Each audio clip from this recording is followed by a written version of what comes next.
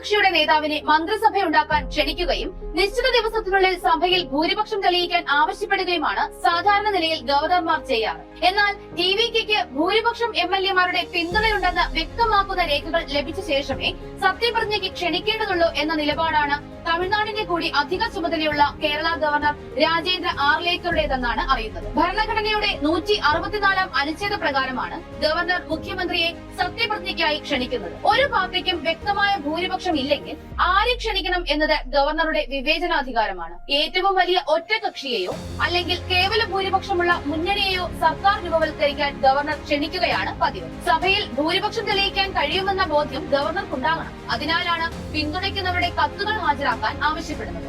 ആകെ 234 നിയമസഭാ മണ്ഡലങ്ങളാണ് തമിഴ്നാടിനുള്ളത്. അതിൽ 108 മണ്ഡലങ്ങളിലും ടി.വി.കെ കൊടി പാറിക്കഴിഞ്ഞു.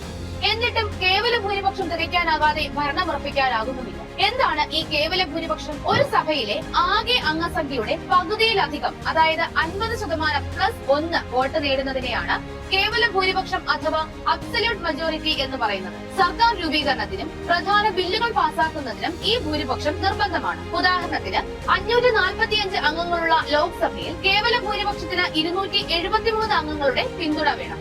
അപ്പോൾ 234 അംഗങ്ങളുള്ള തമിഴ്നാട് നിയമസഭയിൽ കേവല ഭൂരിപക്ഷം തികയ്ക്കാൻ 117+1 118 അംഗങ്ങളുടെ പിന്തുണ വേണം. സർക്കാർ രൂപീകരണം, അവിശ്വാസ പ്രമേയ പാസാക്കൽ, സ്പീക്കറെ തിരഞ്ഞെടുക്കൽ തുടങ്ങിയവയിലെല്ലാം ഈ കേവല ഭൂരിപക്ഷമാണ് വേണ്ടത്. ഹാജരാകാത്തവരോ വോട്ട് ചെയ്യാത്തവരോ ഉണ്ടെങ്കിലും കേവല ഭൂരിപക്ഷം കണക്കാക്കുന്നത് സഭയിലെ ആകെ അംഗസംഖ്യയെ അടിസ്ഥാനമാക്കിയാണ്.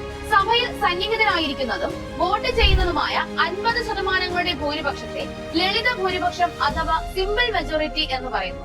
അതായത് ഒരു സഭയുടെ അംഗസംഖ്യ 200-ഉം ഹാജരായവർ 180-ഉം വോട്ടെടുപ്പിൽ നിന്ന് വിട്ടുനിന്നവരുടെ എണ്ണം 10 ആണെങ്കിൽ ലളിത ഭൂരിപക്ഷം 86 ആകുന്നു. അവിശ്വാസ പ്രമേയം, വിശ്വാസ പ്രമേയം, നന്ദി പ്രമേയം, കുറ്റസമ്മത പ്രമേയം, മാറ്റിവെക്കൽ പ്രമേയം, പണബില്ലുകൾ, സാധാരണ ബില്ലുകൾ തുടങ്ങിയ സഭയിലെ മിക്ക സാധാരണ പ്രമേയങ്ങളും ബില്ലുകളും പാസാക്കുന്നതിന് ലളിത ഭൂരിപക്ഷം അഥവാ സിമ്പിൾ മെജോറിറ്റി മതിയാകും. എന്നാൽ സഭയിലെ ആകെ അംഗസംഖ്യയിൽ നിന്നും വോട്ട് ചെയ്യാത്തവരുടെ എണ്ണം കുറയ്ക്കുന്നതിന്റെ പകുതിയിൽ കൂടുതലാണ്. അതായത് ഇവിടെ അത് 96 ആണ്. ഉപരാഷ്ട്രപതി, Rajya Sabha deputy chairman, Lok Sabha speaker, deputy speaker എന്നിവരെ നീക്കം ചെയ്യുന്നതിന് ഫലപ്രദമായ ഭൂരിപക്ഷം ആവശ്യമാണ്. നിലവിലുള്ളതും വോട്ട് ചെയ്യുന്നതുമായ അംഗങ്ങളിൽ 2/3 ഭാഗത്തിന്റെ ഭൂരിപക്ഷത്തെയാണ് പ്രത്യേക ഭൂരിപക്ഷം എന്ന് പറയുന്നത്.